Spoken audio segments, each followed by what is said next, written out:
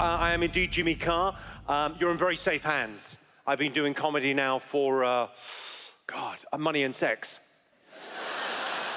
It's going awfully well. I should explain, I look like this because my dad is Irish and my mum is Roger Federer.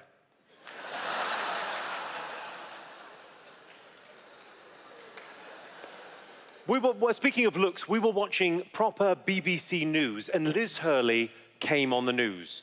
Not like that, obviously. Please. She was on the news and she was promoting some new TV show that she's involved with, and they did this thing, I think they'd only get away with doing this on the news. They put her age after her name as they were interviewing her. They said, Liz Hurley, 50. And my girlfriend turned to me and said, I hope I look that good when I'm 50. I said, you don't look that good now.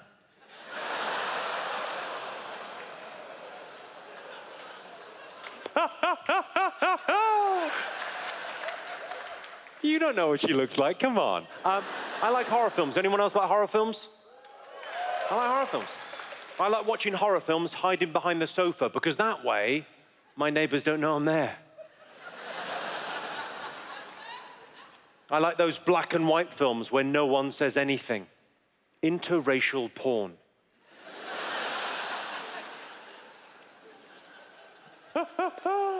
How do they get all those drugs into our jails? I guess they're smuggled in by some arsehole.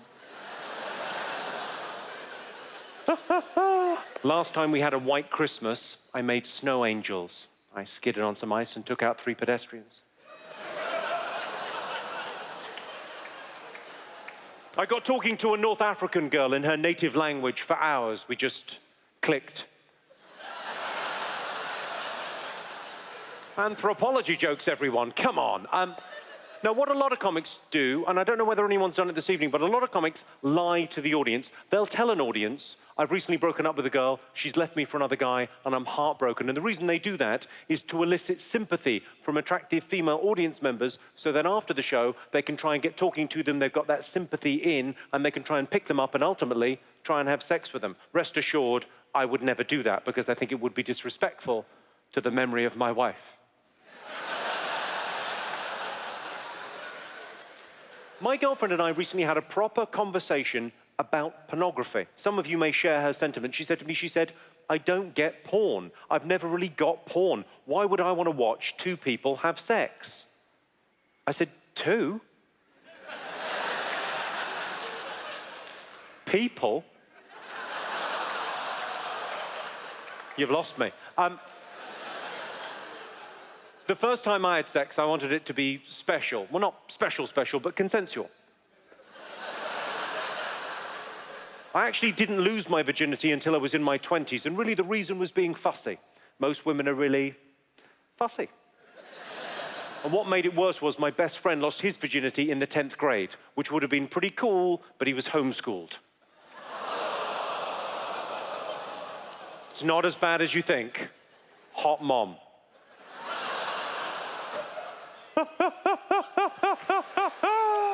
Fun. When a man changes his Facebook status from single to in a relationship, I think it should say, under new management.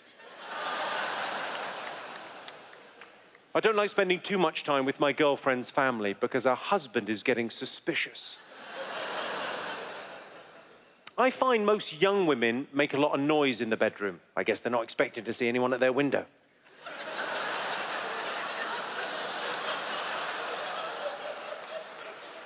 Here's a question for everyone in the room. You can all answer this. Who here has had bad sex?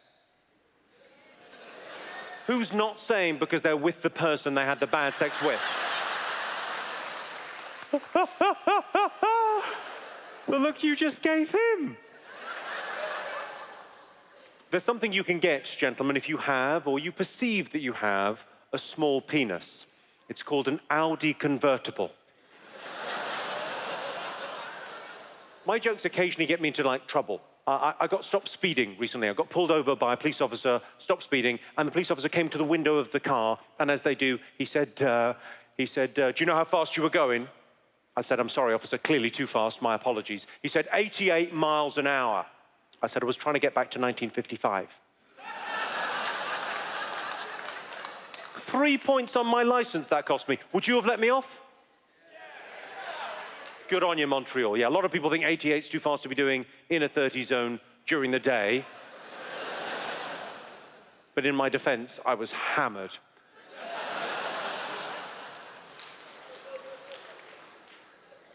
I'm currently raising money for charity. Well, I'm currently raising money for a sex change operation for my brother. I don't want to go into too much in the way of detail. Suffice it to say, it is the ultimate practical joke. He's going to wake up the morning after his bachelor party with a terrible hangover and amazing tits. It's going to be huge. You've been an absolute joy. Thank you very much indeed, Montreal. Good night. Hello. Thank you so much for having me in your moist city.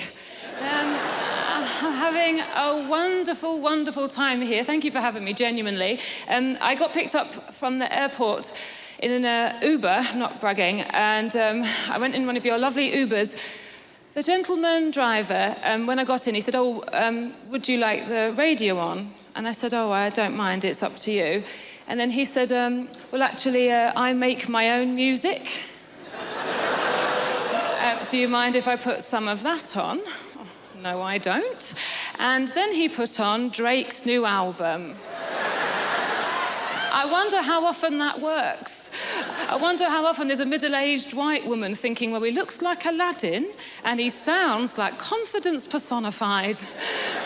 Pull over and jump in the back, Nikolai. I loved it. I'm having a very sexy time lately. A few weeks ago, I slept with my personal trainer. What a confidence boost. And then I realised he was just trying to get me to burn more calories. It was too frantic. I should have guessed when he said that his favourite position was woman in plank, man counting. I did. So I've had to go back to my favourite. Yoga is my absolute favourite exercise. I love it. I love it so much. Yoga is my new drug. My old drug was drugs. I know, which I'm not going to say anything positive about because it's very irresponsible. I'm not going to say anything positive about drug taking. What I will say is I didn't take MDMA until I was 32, and it was such a relief to know I could be happy. But I do have things I don't like about myself. I have a paranoia. I have a paranoia that I can't compete with pornography. Anyone I go out with now, they'll have a computer and they can put in a few search terms and then watch all of these women and men enthusiastically pretending to like doing things that I'm not going to pretend to like doing and I'm not going to do. I don't like doing anything. I like having 3 things done to me very gently while I lie there. That's my sex style. And I'm saying that to all of you as a warning in case any of us ever get together. And that is open to people of all genders. I'm trying to have more sex with women since I found out lesbians are very good at the 3 things I like. The most embarrassing thing, though, and again, I have to accept these things about myself. I'm 37, I'm not going to change. The worst thing about me, really, and I kept it secret for a long time, is I don't like art. I think art's rubbish. All of it. I think lots of people think art is rubbish, but we're too worried about looking stupid, so we just go along with everybody else. I think the worst art form of all, I mean, I hate them all, but the worst, I think, is theatre. I think it's diabolical. Please don't get offended if you're an actor. Being in a play is obviously incredible fun. You get to put a wig on and walk up and down and move your arms and project your voice, saying things like, I think you'll find you're contradicting yourself, Alan. Fun having to watch it. I can't concentrate. They don't let you look at your phone. So all you're thinking is, well, how long has it been? And you have to judge. You have to judge from how long it feels, which is forever. And then they have a false ending called an interval, where technically you could leave, but you have Stockholm syndrome. And you don't want everyone around you to think you weren't intelligent enough to understand the play. So you're just sitting there and you're trying to be positive. All you're thinking is, well, sometimes the second half is shorter. And eventually, after several days, the play finishes. And then what happens is you're flooded with an incredible feeling, and it's called freedom. And I think we mistake that feeling for having enjoyed the play. That's the problem we're doing. And I'm not just picking on theatre. I don't like any art form. I don't like music. I know that everyone likes music. I don't like it. It's too noisy. Shut up, music. I don't want to have an emotion I didn't have a minute ago, thank you. I don't want any memories. I do have an exception. I do like Drake, but that's only because I recently had sex with him in an Uber. Thank you so much for having me. Enjoy your night. Good night. Oh, people of Montreal. Wow. Gigs in Canada are so ridiculously positive. It's amazing. Whooping, cheering. It's amazing. But it's nice to laugh. Life's stressful, isn't it? Here's a question. Has anyone here ever taken their laptop to be fixed? Yeah, did you hear that deafening silence? Burn it, smash it with a hammer. It is terrifying. You're holding onto your laptop and suddenly all the ghosts of porn past start billowing out. It's like carrying a hostage for a border. Like any second, the laptop's just going, help! I've seen so many things! I'm holding onto this laptop. Does your brain ever do this? Mess with you for no reason, right? I'm in this shop. My brain went, hang on, Ross, before you hand it in, what if you're a paedophile? No, I'm not. But I genuinely found myself thinking, what if my little brother, in the dead of night, has gone onto my laptop, gone on Google and just put little kids' dicks, search. Because I've done that to him. Some people applauding, you don't even know why I did it. Last year, my brother put me on Grindr, so let's call that 1-1. Yeah, Russell Howhard caused quite the kerfuffle. Come on, we've all done weird stuff when we were 7. I once put marbles up my brother's arse, you know? Don't do it anymore. I was an older brother. I convinced him if we got enough in there, he'd turn into a wizard. That's the kind of thing you do. Interesting, yeah. The look of horror on my mum's face. You're gonna kill him! Back off, Mum, I'm near the record. My brother's like that, am I magic yet? But I'm a childish man, you know? I still get excited, this is so pathetic, but I still get excited when I go home and I see my mum's shopping list on the kitchen table, you know? It's like when I was 10, just sat there, mother's list, I'll add a few things. Heroin. Pathetic, but nothing makes me happier than the image of my mum confused in a soup. Got my milk, got my potatoes. What's that say? A big pot of lube for my gangbang parties. We hit the jackpot one year. She asked the man in the supermarket whether they sold crystal meth because she couldn't remember whether she put it on the list or not. Excuse me, love, you got any crystal meth? It says here I need a shitload of crystal meth. I'll never tire of teasing my family, you know? Our favourite, you've got to play this game, right? We play the murr game. Somebody might say something suggestive in our house, like Dad might go, God, that back door's a bit stiff, and you have to go, murr, right? Who wants a juicy sausage? Murr. We've been playing this game for about 20 years. Does my mum understand the rules? No. Does it stop her from joining in? Absolutely not. This is why I love my mum. This is why I was lucky to have been raised by such a joy monkey. I said to her recently, I was like, wait, do you want a cup of tea? And she honestly looked at me and went, Murr. Got you. You didn't get me, did you? Let's go through this one more time, you wonderful dumpling. It has to sound rude, but not be rude. That's how can a cup of tea possibly be rude? And she looked at me and went, oh, you know, Russ, you could pour it up your ass. Murr. Now, if you're lucky enough to have been raised by a woman that fantastic, it's a treat to spend time with her. And I'm really famous in England. I say that not to show off, but to prove just how much my mum enjoys it, right? I'm in a car taking my mum to a premiere, right? Which I'm aware is a little bit wanky, but that's what's happening, right? Driving to the premiere, we're stuck in traffic. A man gets out of his car, knocks on the window, goes, excuse me, Russell, can I have a photo? And that's pretty weird. It's made even stranger when your mum is next to you going, help! He's kidnapped me!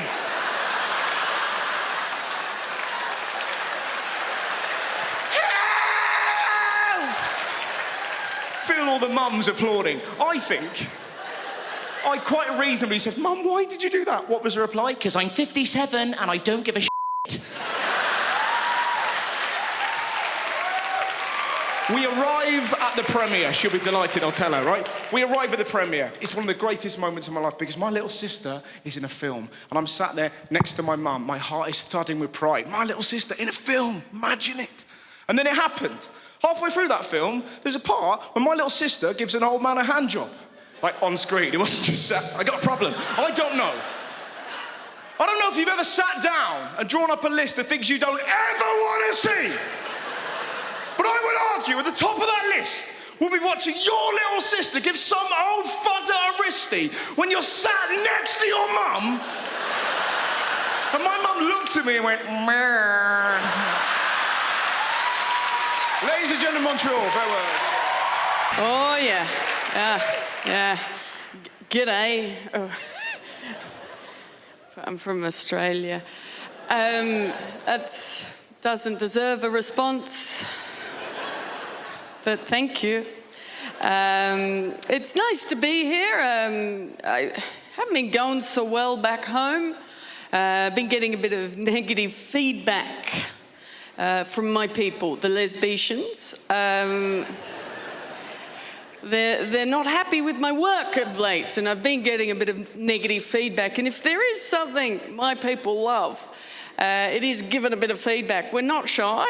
We'll let you know why you're upsetting everybody. But I had this spokesperson, one of our spokespeople, self-appointed, we all are, approached me straight after a show to give me a bit of feedback. And if there is a good time to give me a bit of feedback, it is straight after a show. I love that time. That is definitely when my skin is at its thickest.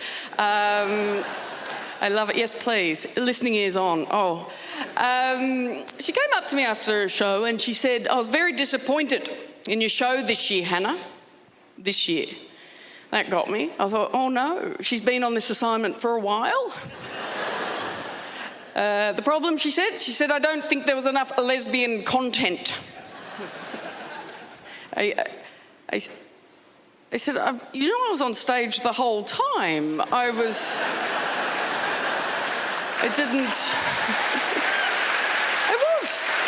honest. I didn't even straighten up halfway through. I don't know. It's a worrying trend, though. You know, I'm a comedian, but really, am I? You know, what sort of comedian can't even make the lesbians laugh? Love how tense that makes a room. You all know the answer to that. It's every comedian ever. Nobody can make the lesbians laugh, but you're looking at me going, she's a lesbian, this is a trap. And it is. But let's walk into it together. I happen to believe that that's a technically perfect joke. Bulletproof. What sort of comedian can't make the lesbians laugh? Every comedian ever, because it's based on very true stereotypes. It's funny because it's true. Us lesers, we don't have a sense of humour. And you want to laugh at that because it's true. We don't. It's how we are. We're set to stern, straight out of puberty. It's like someone stabbed a potato with a spoon. That's our lot, right? The only people, though, who hate that joke, who don't think that joke is funny, are us lesers. We hate that joke because we don't have a sense of humour, but we have to laugh because if we don't, it proves the point. Checkmate. It's a perfect joke. It is. It's not my joke. Gosh, it's not my joke. I don't really think I wrote that joke. Gosh, that's been around for a long time. It's a classic. It was written before ever I was a comedian. Before, in fact, that joke was written at a time before even women generally were funny. Back in the good old days, when you could say anything you wanted and nobody was offended. I've been assured it was a lovely time. But I think it's important to acknowledge when language shifts, because back then in the good old days, a lesbian meant something much different than it does today. A lesbian now pertains to sexuality. But back then, a lesbian was just any woman not laughing at a man.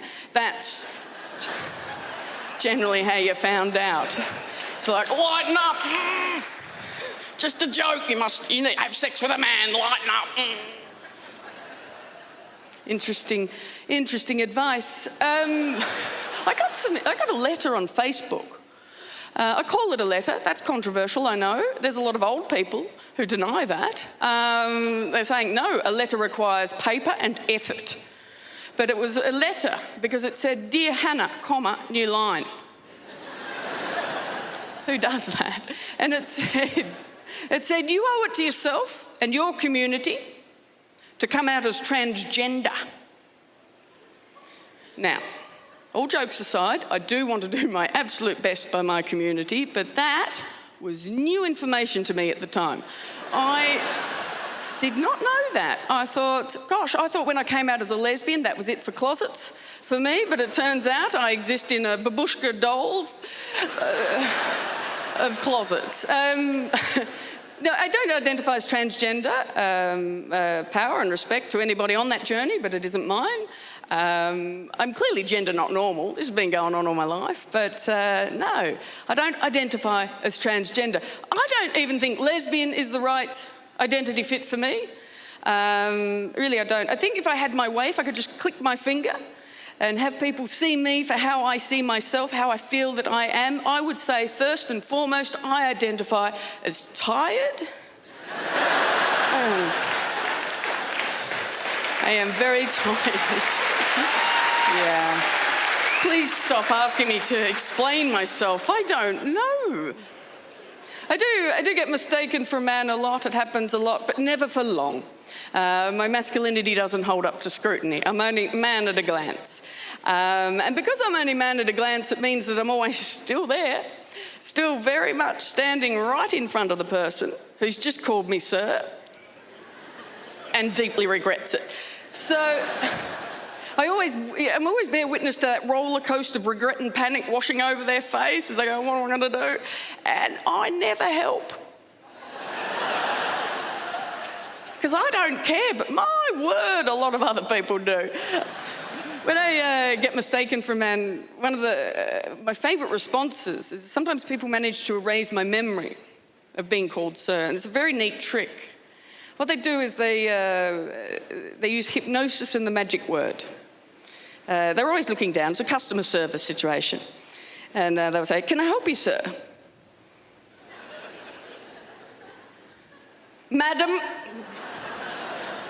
And it works every time. Gone. I never remember being called sir if someone calls me madam immediately after. Oh, yeah, because madam is a very triggering word for me. It's what my mum used to call me when I was in a lot of trouble for opening a brothel. We just have some more words. If anything, it's the apology I don't understand when people apologise for calling me sir. I don't get it. I got it on the flight here. I was walking on and being greeted. Welcome aboard, sir. Oh, sorry. I'm so sorry. I'm so sorry. I'm so sorry. Why are you apologising? Please don't apologise. I like it. I really love it. I love being mistaken for a man. I don't want to be a man, but I'm partial to a holiday because that's what it feels like. Because if someone's looking at me, calls me sir, what they are seeing is top shelf, normal, king of the humans, a straight white man. Don't apologise. I'm about to get good service for no effort. I was going to take my assigned seat and both the armrests. Don't apologise. Your knee space, not today, buddy. Thank you very much. Good night. Yeah, it's goddamn right. I'm drunk and I believe in Christian values. How are we? Yeah, I'm originally from Europe, but now I'm from Britain. Thank you. It's turns out we weren't being true to ourselves, expressing our identity, so we want to change it up, which is it's pretty fashionable nowadays. You know, like I was born a man, and I'm still a man, but I think I'm going to stick with it, actually. But I don't know, it's nice to know that you could just change it now. I think that's quite cool, you know, fresh start. Like, I like the trans thing. Like, if you're a woman and it's never felt quite right, why wouldn't you, you know? Get a haircut, chop your tits off, get a pay rise. You know, I mean, why wouldn't you? It makes complete sense when you think about it. But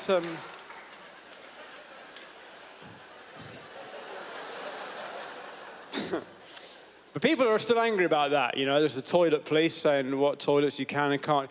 just let people piss where they want, for Christ's sake. Because we all do it, don't we? I mean, I frequently identify as disabled. You know, I mean, you know, whatever toilet's near us, really. And also, toilet doors mean nothing. I went in like a fancy restaurant the other day. I needed a piss. There were these 2 doors. One of them had a picture of a sparrow. The other one had a picture of a goat. And I was like, what the fuck? Sparrow? Ah! Sorry, yeah, sure, sorry, of course. Sparrows are exclusively female, yes. But I think a lot of the kind of insecurity around these trans women must come from straight guys who are sort of insecure about their sexuality. I remember I was watching the news, this trans model on the news, and she's stunning, right? And I turned to my mate, I'm like, gosh, she's really beautiful, isn't she? My mate's like, yeah, but you know she's trans. And I'm like, well, yeah, but I don't care. I mean, I want to fuck her now. I don't want to fuck her 10 years ago. Like, she's fit now. I don't see what the problem is. And he's like, isn't it weird, though? She used to be a man. She used to have a dick. And I'm like, well, yeah, but she doesn't anymore, right? Like, straight guys in the room, Scarlett Johansson's really attractive, right? You'll still want to have sex with Scarlett Johansson. Yeah, you wouldn't kick her out of bed, would you? Now, I don't know if you knew this, but Scarlett Johansson used to be a baby.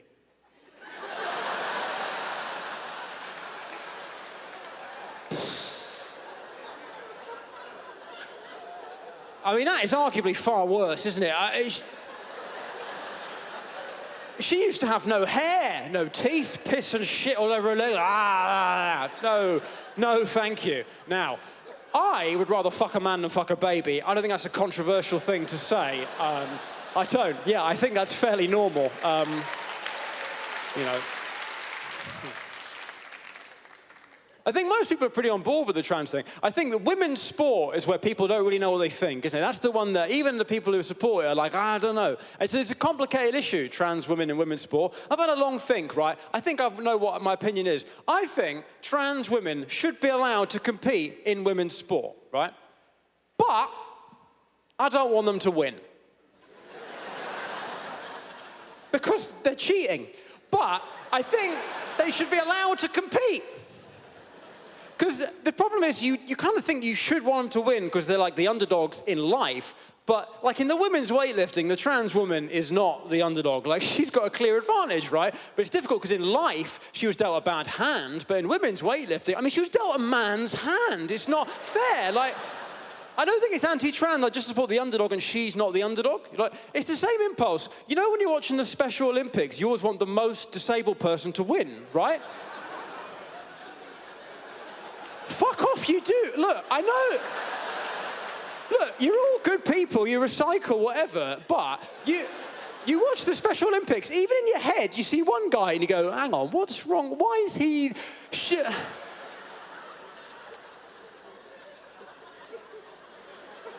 Okay, is he disabled enough for... Enough! You watch the swimming, there's a guy with no arms up against someone who seems to have mild autism. That's not fair. He's got no fucking arms. You should get a medal for getting out the pool. How the fuck is he... up against some guy just counting the lanes. You know, that's not a level playing field, is it? I'm not anti-autism, I'm just pro the guy with no arms. Do you see the...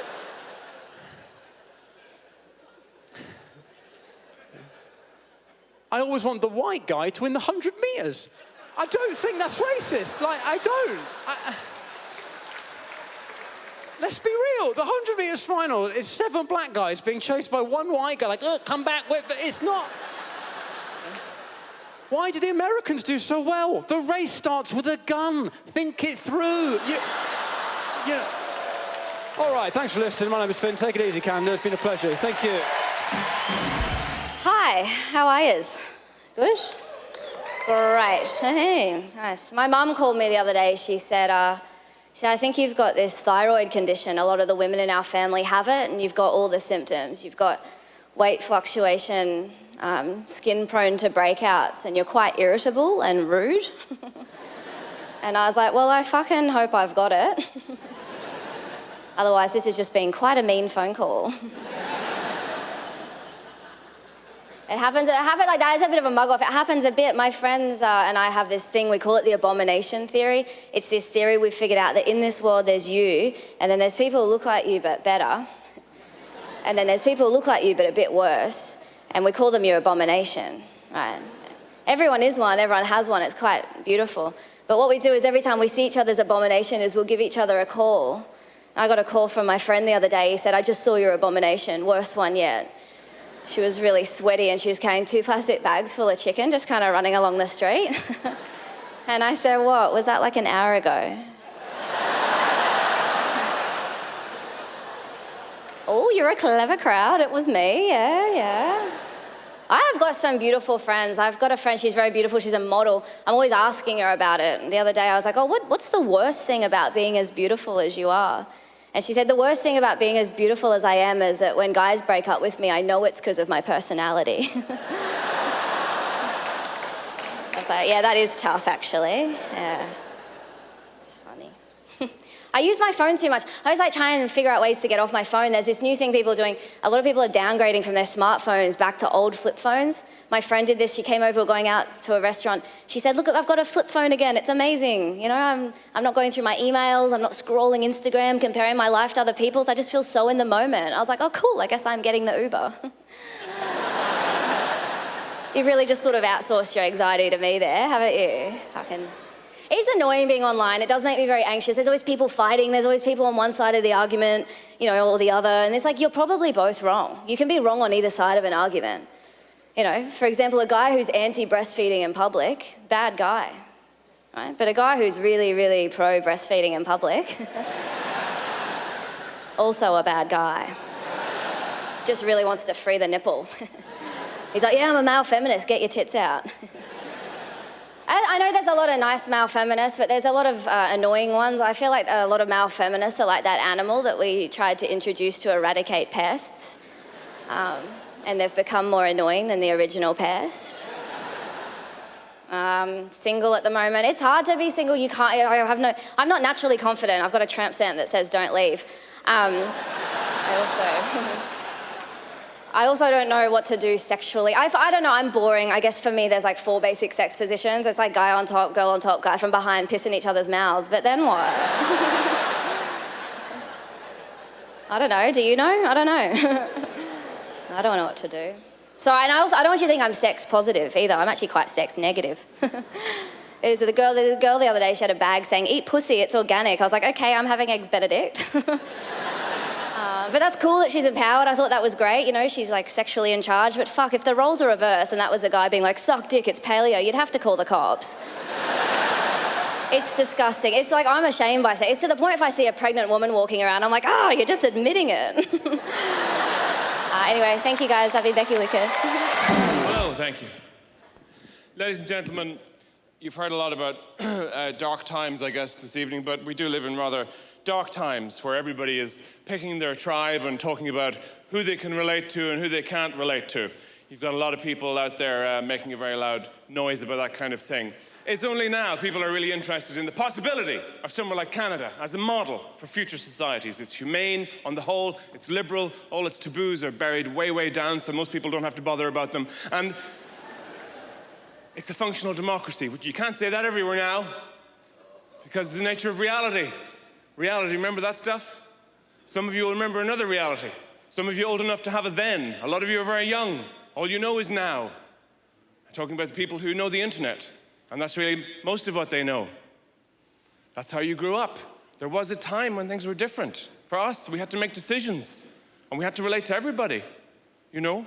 Because even when you wanted to meet somebody for a date, you couldn't do it online the way you can now. Everybody meet online. That's how, when future generations turn around to their mother and father, say, how did you guys meet? They'll all say, we met on lonelymofo.com. It's the only way human beings ever encounter each other.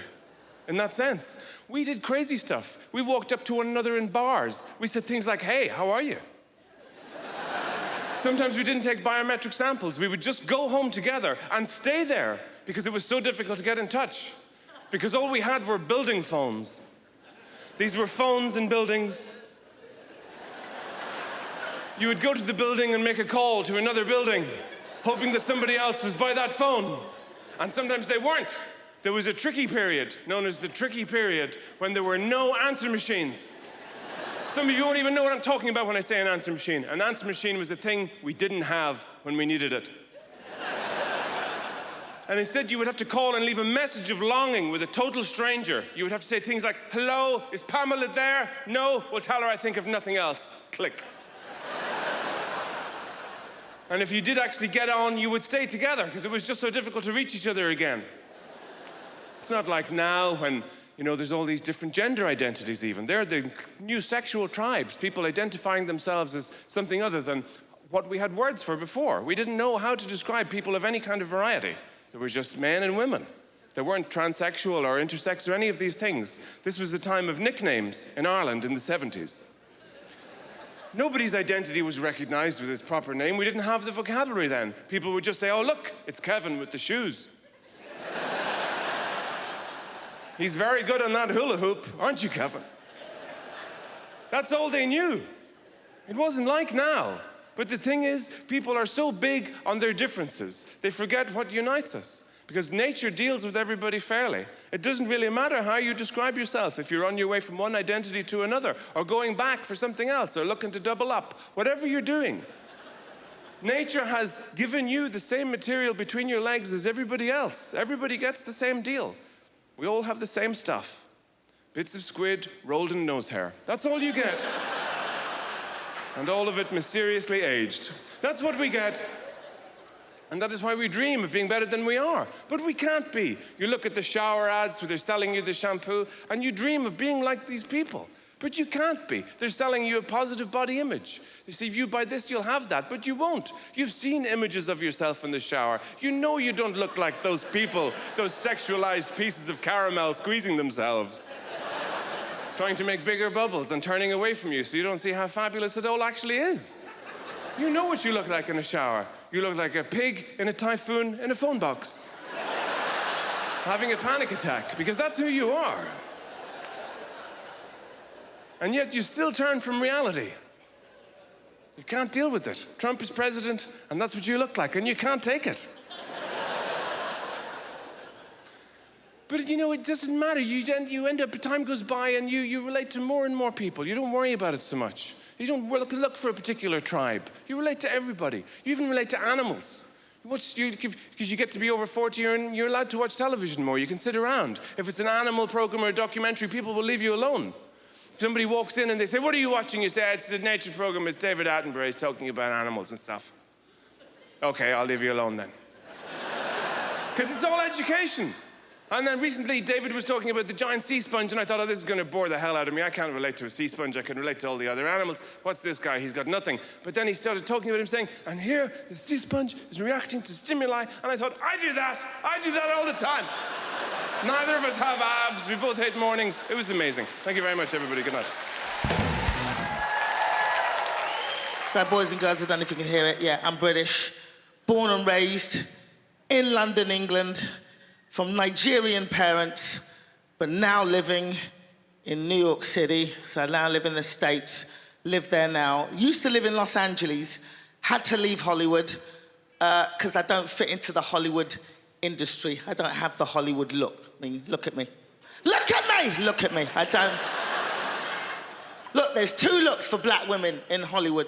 You either look like Halle Berry or Precious. And there's... 7 people have seen that movie. I don't fit into Hollywood. Look, you can't see me playing Beyonce in a biopic, can you? I could even play Beyonce's friends, or Beyonce's mum, or Beyonce's mum's friends. I could possibly play somebody who robbed one of Beyonce's mum's friends. And then end up on Orange is the New Black.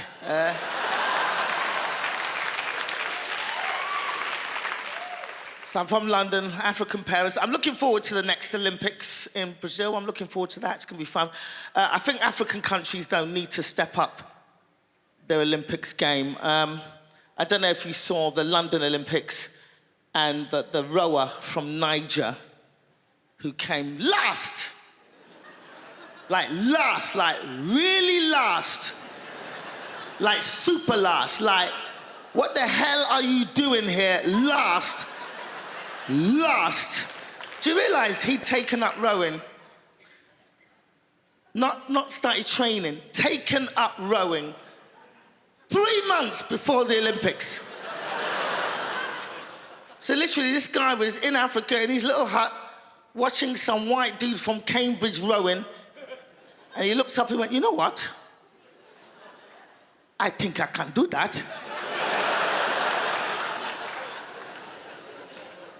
So he built himself a boat out of sticks and locusts and dreams, and came to England to come last. And that's not the first time African countries have come out with this rubbish at the Olympics. I don't know if you guys remember the 2000 Sydney Olympics, and there was a guy there that became affectionately known as Eric the Eel. And this was a guy who'd learnt to swim 2 weeks.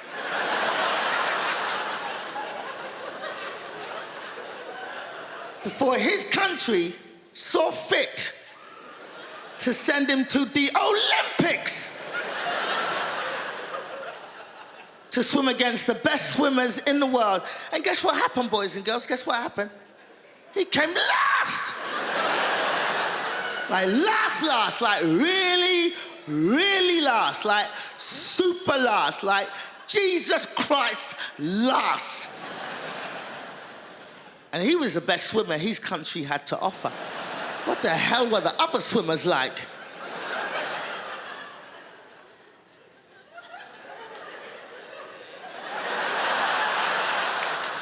Muzumbe, you are not supposed to drink the water. Thank you very much, boys and girls. See you again. Good night. Thank you.